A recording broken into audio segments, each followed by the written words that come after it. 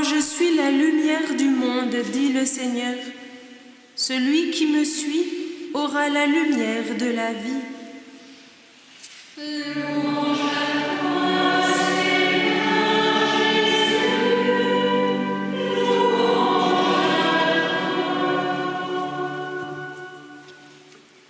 Le Seigneur soit avec vous.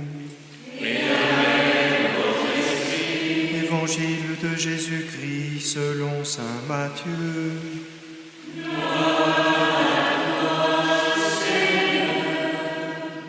En ce temps-là, Jésus, montant à Jérusalem, prit à part les 12 disciples et en chemin, il leur dit : Voici que nous montons à Jérusalem.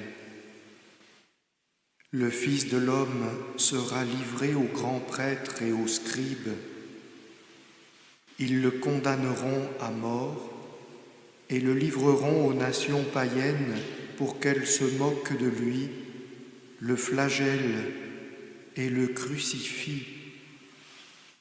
Le 3e jour, il ressuscitera. Alors, la mère des fils de Zébédée s'approcha de Jésus avec ses fils, Jacques et Jean, et elle se prosterna pour lui faire une demande. Jésus lui dit : Que veux-tu ? Elle répondit : Ordonne que mes 2 fils que voici siègent l'un à ta droite et l'autre à ta gauche dans ton royaume. Jésus répondit : Vous ne savez pas ce que vous demandez. Pouvez-vous boire la coupe que je vais boire ? Ils lui disent : Nous le pouvons. Il leur dit : Ma coupe, vous la boirez. Quant à siéger à ma droite et à ma gauche, ce n'est pas à moi de l'accorder. Il y a ceux pour qui cela est préparé par mon Père. Les 10 autres qui avaient entendu s'indignèrent contre les 2 frères. Jésus les appela et il dit : Vous le savez, les chefs des nations les commandent en maîtres et les grands font sentir leur pouvoir. Parmi vous, il ne devra pas en être ainsi. Celui qui veut devenir grand parmi vous sera votre serviteur, et celui qui veut être parmi vous le premier sera votre esclave. Ainsi, le Fils de l'homme n'est pas venu pour être servi, mais pour servir et donner sa vie en rançon pour la multitude. Acclamons la parole de Dieu. Louange à toi, Seigneur Jésus.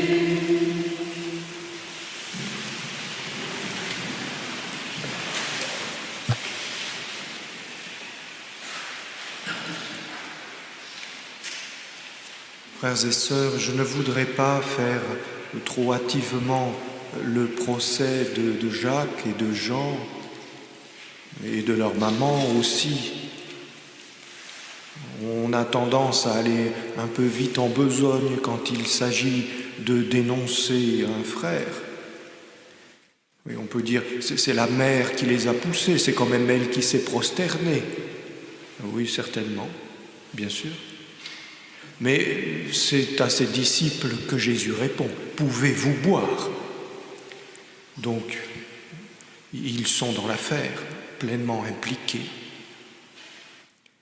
Et puis, on peut aussi se dire, ma foi, ils n'ont rien compris, eux non plus. Ils sont encore dans des vues trop humaines, dans une considération terrestre du royaume. Ils s'imaginent être Premier ministre ou ministre des Finances. Peut-être. Certainement. Mais pas seulement. Car l'Évangile ne dit rien de cela. Et Jésus non plus.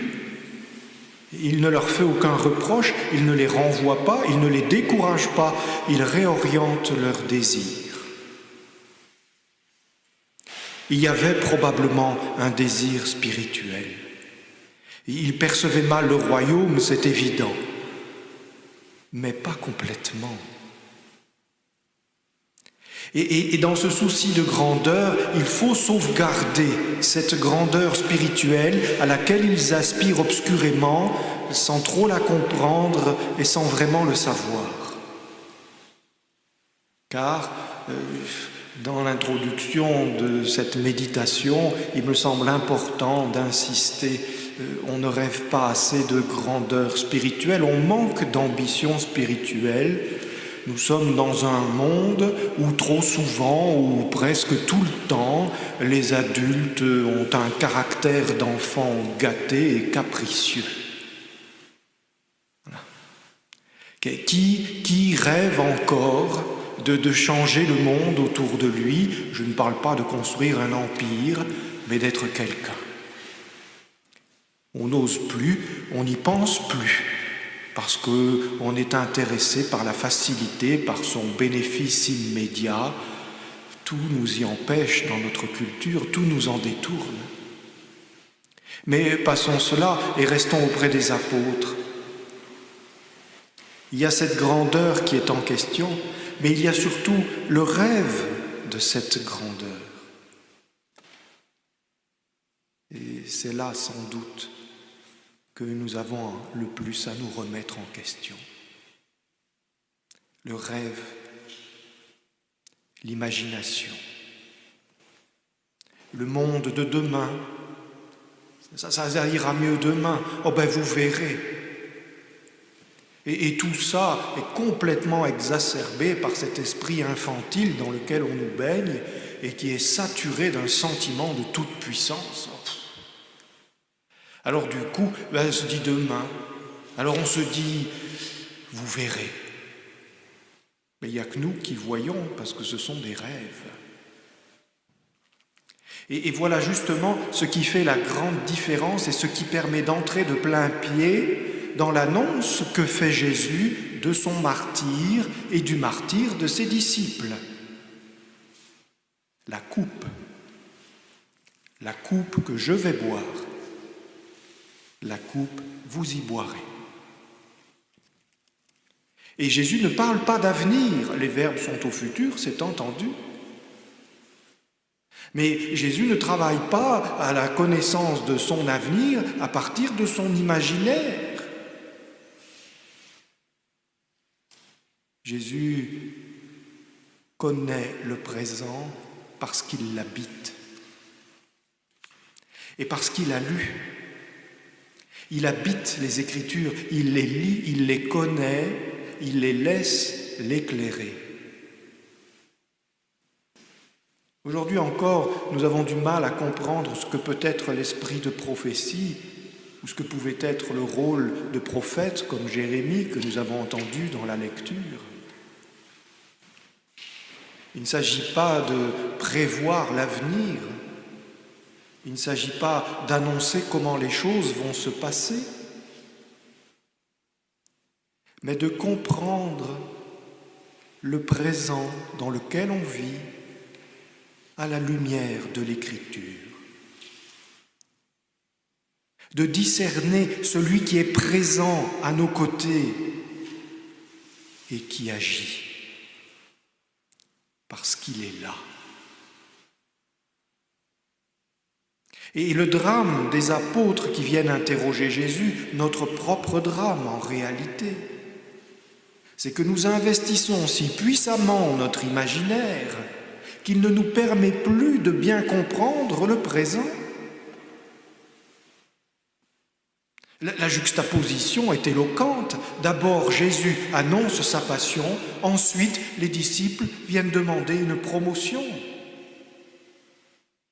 Ils ont quand même bien entendu. Et on est bien au-delà de la question de comprendre ou ne pas comprendre ce qui a été dit.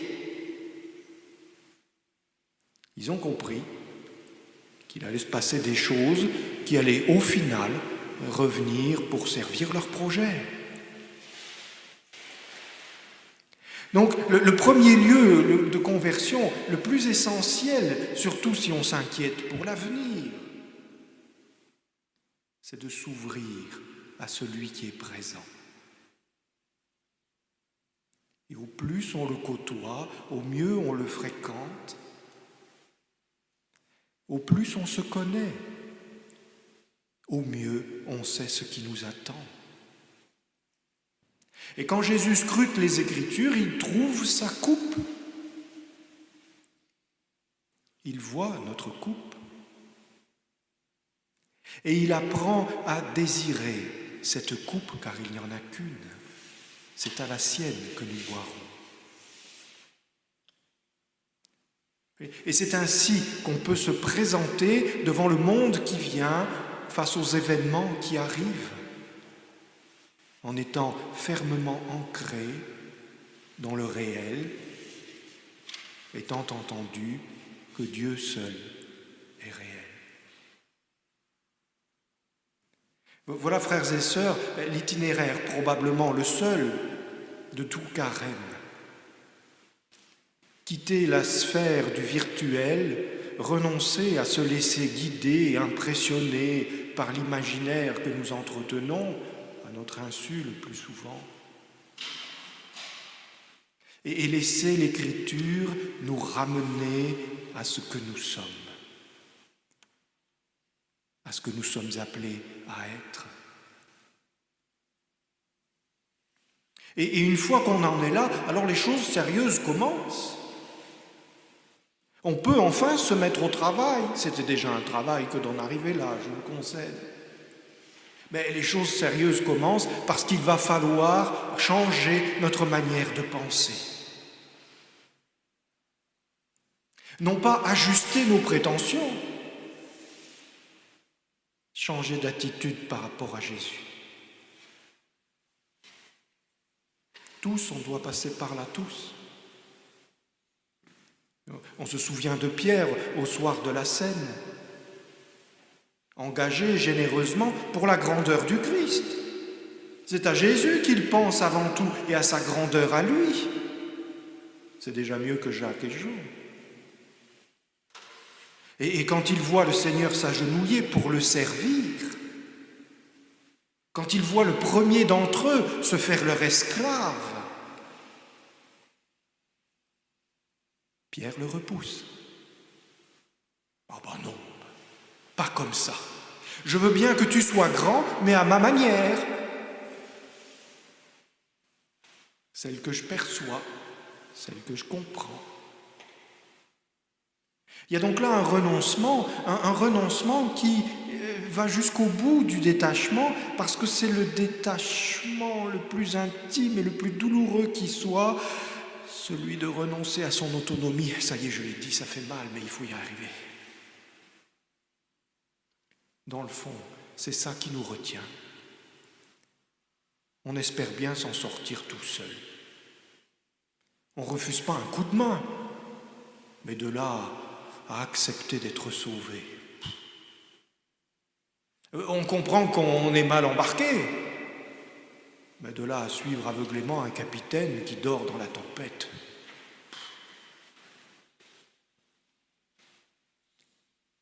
C'est ça l'humiliation suprême. C'est d'accepter de dépendre en tout de l'autre.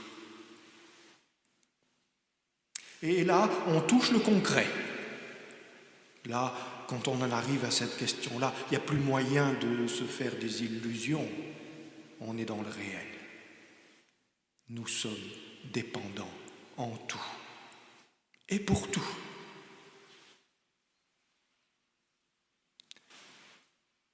Alors il reste un pas de plus après Jacques et Jean, après Pierre qui rêve de la grandeur de Jésus.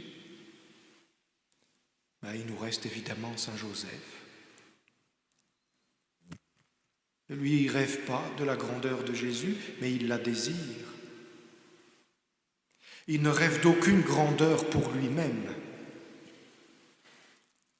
En fait, il y a quelque chose de fascinant auquel on pense assez peu souvent. Il est vrai qu'on n'a pas beaucoup de sources pour cela.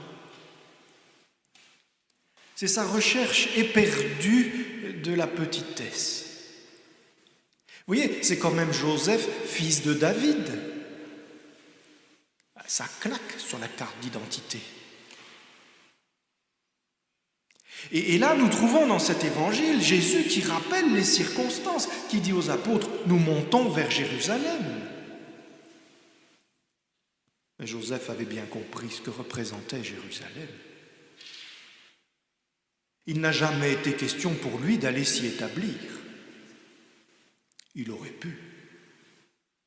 On lui a probablement proposé. Il y a certainement été invité. C'est dans la logique du monde. Et je ne parle même pas d'envisager le trône familial.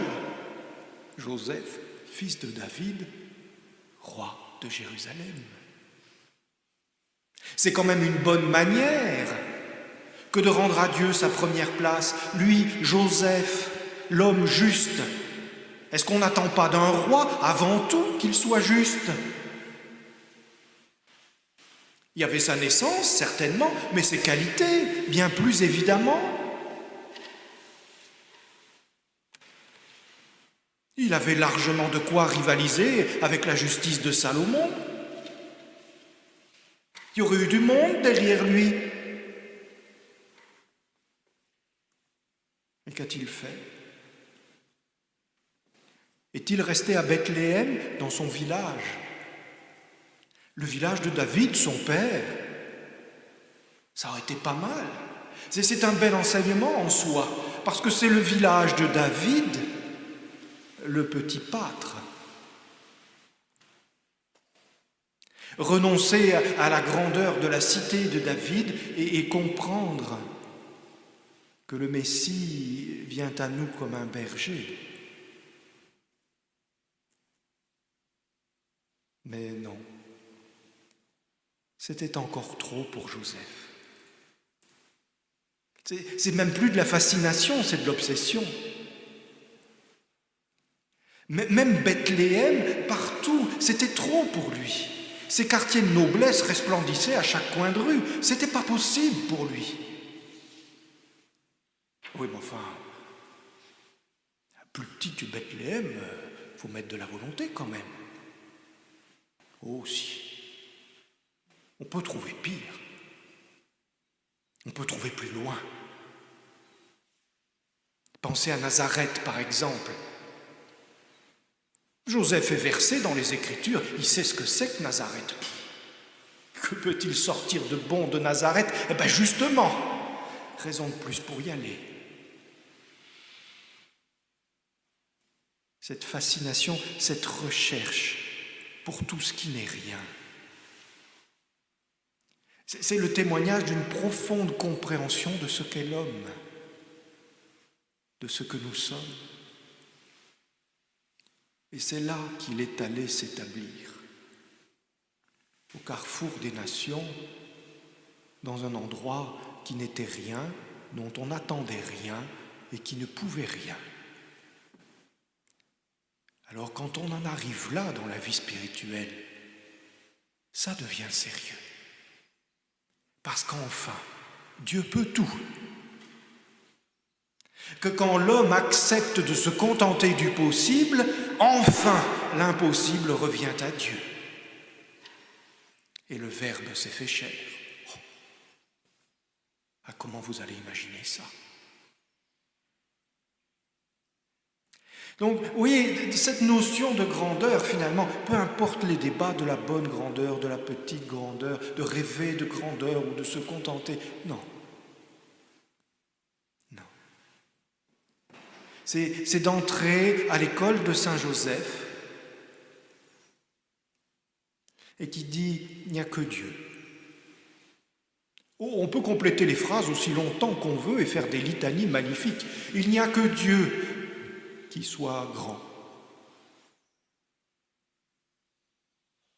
Et si Dieu est grand, comment est-il grand ? Et c'est ainsi que Saint Joseph nous apparaît dans sa véritable grandeur, celle qui lui est propre, celle qui consiste à savoir s'accorder avec la petitesse de Dieu. C'est ça la grandeur de Joseph. Et à Nazareth, nous verrons ces deux témoignages complémentaires. Joseph le minuscule, Joseph qui s'acclimate, qui s'accorde à la petitesse de Dieu, et son épouse, la Vierge Marie, qui montre comment Dieu est grand en l'homme. Voilà notre chemin quand on choisit de suivre le carême à l'école de la Sainte Famille. Et alors à cette école-là, se passe quelque chose de particulièrement émouvant, bouleversant. La coupe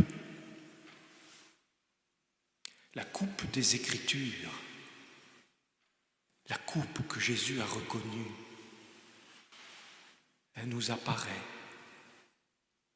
Marie et Joseph la connaissaient eux aussi. Ils l'avaient vue eux aussi. Et ils comprenaient bien quel est le pouvoir lié à cette coupe. Frères et sœurs, nous ne discutons pas de notre grandeur, mais de notre pouvoir. Le pouvoir qui nous vient par la coupe du salut, la coupe de la libération, la coupe de la vie. Ce pouvoir que Jésus donne entre nos mains, le seul pouvoir qui compte, le seul pouvoir qui vaille, le pouvoir de ne plus pécher. Tous ceux qui prennent place à la table du Seigneur,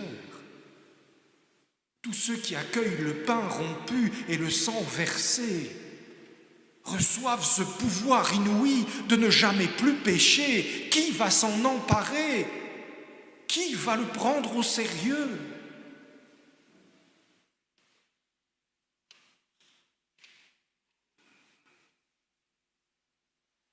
Demandons à Marie et Joseph de nous révéler cette coupe telle qu'elle est, avec son amertume et avec sa douceur, avec sa part de renoncement extrême, renoncer à soi-même, et le pouvoir inconsidérable qu'elle donne à tous ceux qui la boivent. Quand arrêterons-nous de renoncer au pouvoir de la sainteté pour préférer nos rêves sans lendemain? Quand prendrons-nous au sérieux le don que Dieu nous fait? La question nous revient, frères et sœurs. Le Seigneur nous le dit droit dans les yeux, avec l'espoir qu'on dira oui, enfin. Pouvez-vous boire à la coupe que je vais boire?